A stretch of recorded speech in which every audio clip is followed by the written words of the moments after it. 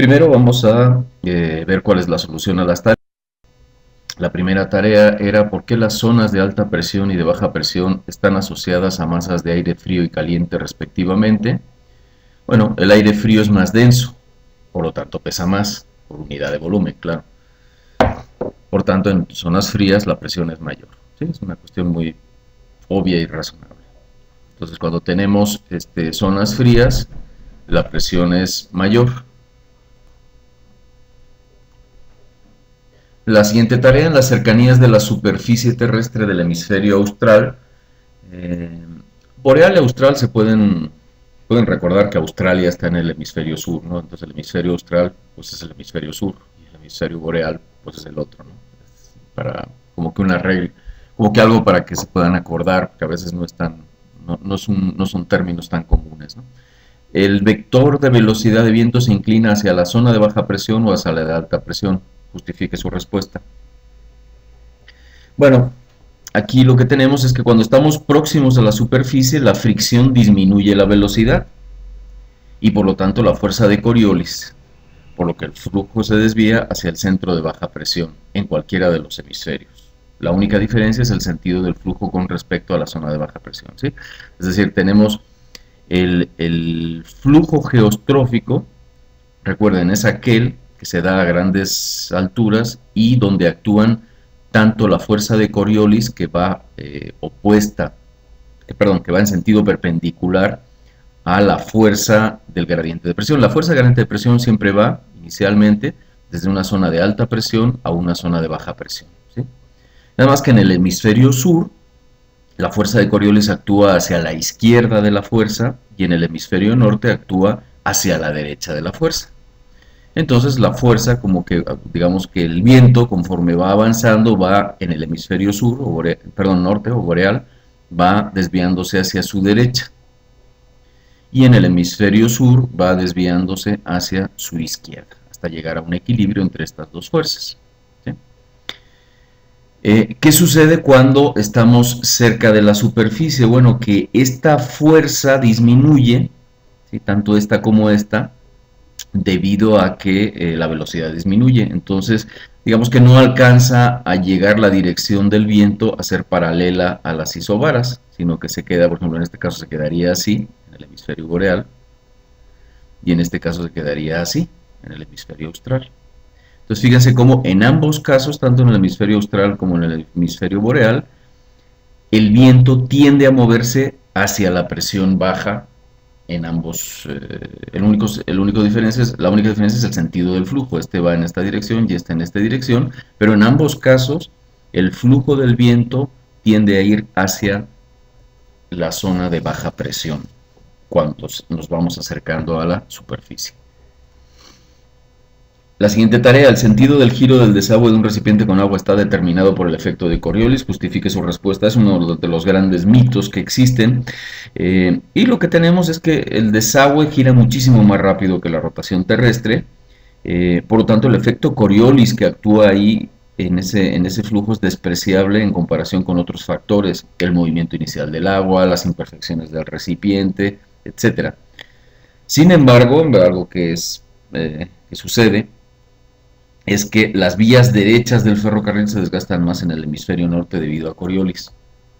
Es una curiosidad, ¿sí? Al final de cuentas tenemos trayectorias largas con velocidades no tan grandes que donde sí está el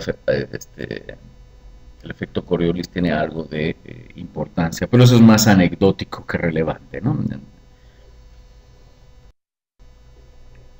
Vamos a hablar ahora de la velocidad del viento geostrófico. Entonces nuestra referencia es el viento que ocurre a kilómetros de altura, ¿sí?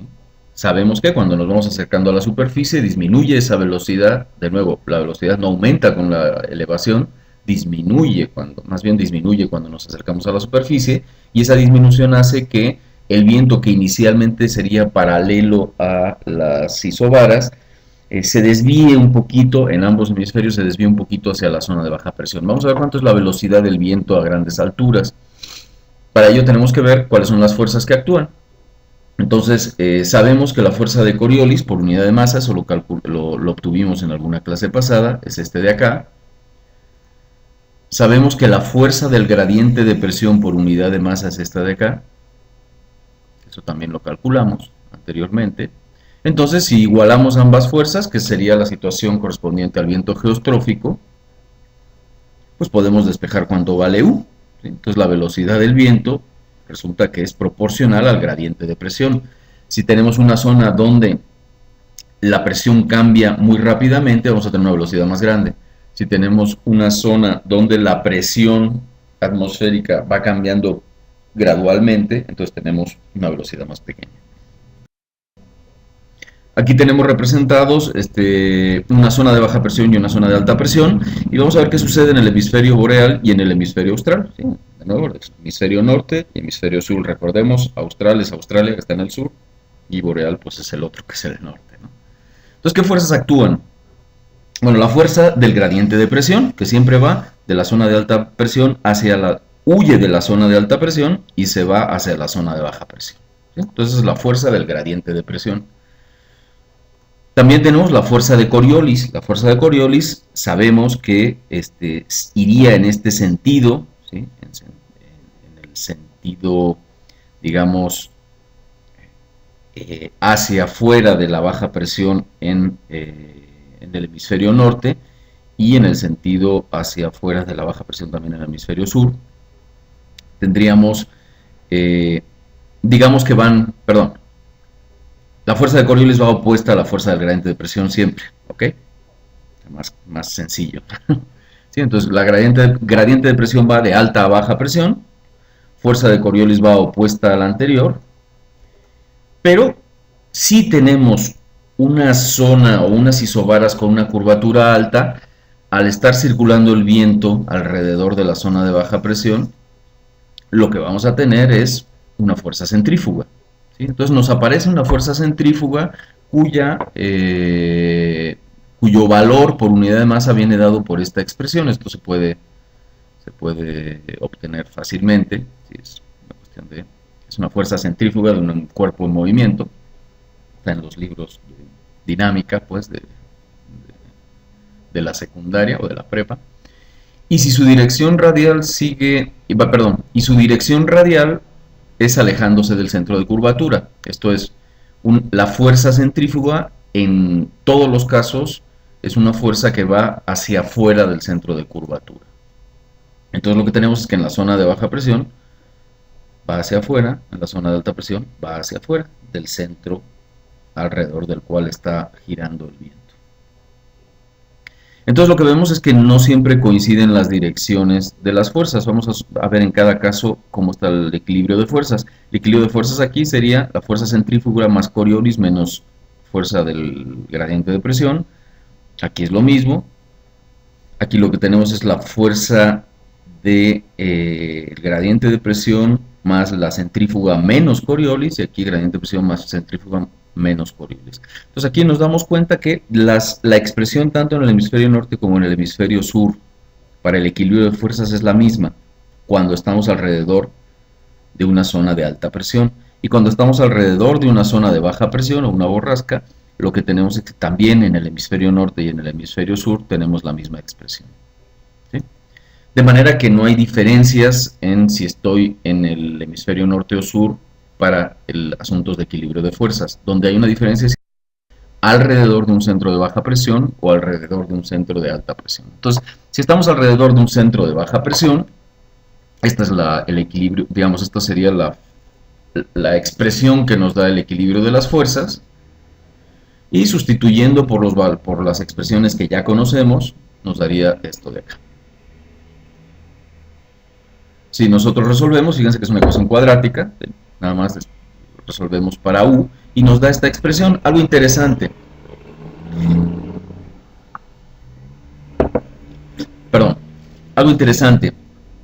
como para un gradiente, cuando tengamos un gradiente de presión cero, ¿sí? Fíjense que esto es la raíz cuadrada de esta expresión, nos da igualito a esto. Entonces lo que vamos a tener es una velocidad, la velocidad no puede ser negativa, ¿no? Entonces siempre vamos a tener que tomar el valor positivo de este más menos. El valor negativo no tendría significado físico. Entonces lo que tendríamos es esto que es negativo, más esto que es lo mismo, nos daría cero. Entonces, si el gradiente de presión es cero, si no existe gradiente de presión, la velocidad del viento tiene que ser cero, ¿sí? Lo cual es lógico, ¿no? La velocidad depende del gradiente de presión. Entonces, únicamente, eso era para hacer una observación para, una curiosidad para verificar la consistencia de la fórmula. Entonces, el valor negativo, desde luego, no lo vamos a utilizar, porque entonces lo que tendríamos es una velocidad negativa siempre. Y esta sería la expresión de la velocidad. ¿Qué nos damos cuenta aquí? Bueno, que no hay límite teórico para la velocidad del viento, ¿sí? Fíjense que si yo tengo un cambio de presión o un gradiente de presión muy alto, esta expresión va a ser muy alta y U puede ser tan grande como el gradiente de presión lo sea, ¿de acuerdo? Si tenemos un gradiente de presión de 10.000 millones, pues esta raíz cuadrada va a ser la raíz cuadrada de 10.000 millones, este término no va a afectar y vamos a tener una velocidad enorme. Entonces no hay límite teórico para la velocidad del viento. Sin embargo, ¿qué sucede cuando tenemos un centro de alta presión, un anticiclón? Bueno, las expresiones son similares, nada más los signos cambian un poco, ¿sí? En lugar del signo negativo en el gradiente de presión está en Coriolis. ¿Sí? Despejamos nuestra ecuación y lo que nos da es esta expresión. Verificamos que cuando tenemos un gradiente de presión nulo, la velocidad debe de ser cero. Entonces fíjense que aquí sí tendría sentido en principio utilizar el signo más, pero lo que no tiene sentido es que si el gradiente de presión fuera cero y utilizáramos el más, lo que tendríamos es una velocidad del viento. Ya habíamos acordado que la velocidad del viento, no puede haber velocidad del viento sin gradiente de presión. Por lo tanto, aquí lo que tenemos son dos soluciones para U. La primera solución, que es con el signo más, no es válida, porque entonces no sería consistente para el caso donde el gradiente de presión sea cero. Por lo tanto, la única expresión válida físicamente es con el signo menos. Esta es una disquisición básicamente parecida a la que hicimos acá. Entonces, esta sería la solución cuando tenemos la velocidad, el valor de la velocidad o la expresión para la velocidad alrededor de un centro de alta presión. Y aquí hay algo interesante.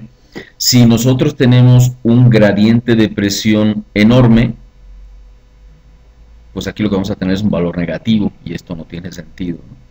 Entonces, el valor máximo de U se puede obtener y se puede demostrar. Ustedes nada más derivan, igualan a cero y sacan cuánto vale U. Pero también se ve medio obvio que el valor máximo de U se da cuando este término, que es el gradiente de presión, es igual a esto de acá. ¿Sí? Fíjense, lo que tenemos es que la velocidad es este término menos algo. Entonces, el valor máximo de la velocidad tiene que ser este término de acá. Y ese se va a alcanzar ¿cuándo? Cuando esto de aquí sea cero. Es decir, cuando el gradiente de presión sea igual a esta expresión de acá. Entonces, la raíz cuadrada de cero y lo que tenemos es el valor máximo de U. Para cualquier otro valor de gradiente de presión, esta raíz cuadrada va a tener un valor y por lo tanto la velocidad va a ser menor. Entonces la velocidad máxima va a ser esta expresión de acá. Por lo tanto existe un límite máximo para la velocidad del viento cuando tenemos un centro de alta presión. ¿Cuál es la moraleja de esto? Bueno, que los huracanes y los huracanes, bueno, se forman alrededor de centros de baja presión siempre, ¿sí? Los huracanes son sistemas donde el viento agarra velocidades tremendas, muy, muy grandes, ¿sí? Alrededor de un centro de alta presión jamás se va, o sea, tenemos un límite máximo de velocidad y de ahí no pasamos. Sin embargo, teóricamente no existe límite para la velocidad del viento en un huracán, ¿sí? Es algo parecido a los sismos, ¿sí? Teóricamente no hay ningún límite en cuanto a la magnitud máxima que pueda tener un sismo. Desde luego, se habla de magnitudes de 9 y cosas así, pero realmente no hay un límite. Y lo mismo pasa en el viento, ¿sí? Alrededor de un centro de baja presión, pues podemos esperarnos cualquier tipo de velocidad en un huracán. Por eso, insisto, los huracanes se dan alrededor del centro de baja presión. Tenemos un centro de baja presión, hay que preocuparse por el viento. tenemos un centro de alta presión, no hay que preocuparse mucho por el viento. Aquí está un esquema básicamente de cómo a final de cuentas se moverían el viento, ¿no? Entonces cuando tenemos el hemisferio norte, que es el nuestro, el viento se mueve en sentido contrario a las manecillas del reloj alrededor del centro de baja presión y en sentido de las manecillas del reloj alrededor de la zona de alta presión. En ambos casos el viento tiende a irse hacia la zona de baja presión. ¿Sí? Aquí desde luego sería hacia adentro, esto sería el huracán típico, y aquí sería hacia afuera. Aquí se entiende que existe aquí una tendencia como que a acelerarse y aquí una tendencia a disiparse. ¿Sí? Se puede ver que es más o menos correspondiente a lo que acabamos de ver de la velocidad. En el hemisferio sur, ¿qué tenemos? Que bueno, es básicamente el mismo fenómeno, nada más que alrededor del centro de baja presión el giro es en el sentido de las manecillas del reloj y alrededor de la alta presión es en el sentido contrario a las manecillas del reloj, pero en ambos casos el viento tiende a irse hacia el centro de baja presión. ¿Qué sucede cuando tenemos un ciclón o borrasca? Que es los términos que se utilizan cuando tenemos un centro de baja presión. Tenemos una temperatura cálida, inestable y con precipitaciones. En términos generales, lo que tenemos es que ¿cómo se llama? El centro de, cuando tenemos baja presión, recordemos, es cuando tenemos aire caliente. El aire caliente sube, se enfría y se va hacia ¿dónde? Se va hacia el centro de alta presión, donde baja y se vuelve a calentar y circula otra vez hacia el centro de baja presión. ¿Sí? Baja presión, recordemos, es aire caliente. Entonces se está yendo para arriba y se genera aquí pues un vacío de presión, por eso disminuye la presión, que se rellena con el aire que viene de los centros donde se está metiendo el aire a la superficie y se está incrementando la presión y se viene para acá. ¿Sí? Entonces este es el círculo que genera. Entonces el aire al subir se enfría, se condensa el agua y por eso tenemos lluvias, etcétera, ¿no? Cuando tenemos aire frío que ya no tiene agua, ¿sí? el viento que viene por acá, el aire que viene por acá, pues ya no tiene agua, ya llovió en el centro de baja presión y baja y lo que tenemos es un clima estable sin precipitaciones, un clima muy bonito. Entonces cuando vean la A, pues es que está bonito, ya se pueden salir a pasear, cuando vean la B, pues hay que llevar el paraguas, ¿no? Eso por supuesto en términos muy simples y generales. Este es un esquema, es lo mismo que acabo de comentar, ¿sí? Ya, independiente del centro de alta, perdón, esto sería para esquematizar, ¿sí? El movimiento del aire como lo estaba yo planteando en la diapositiva anterior.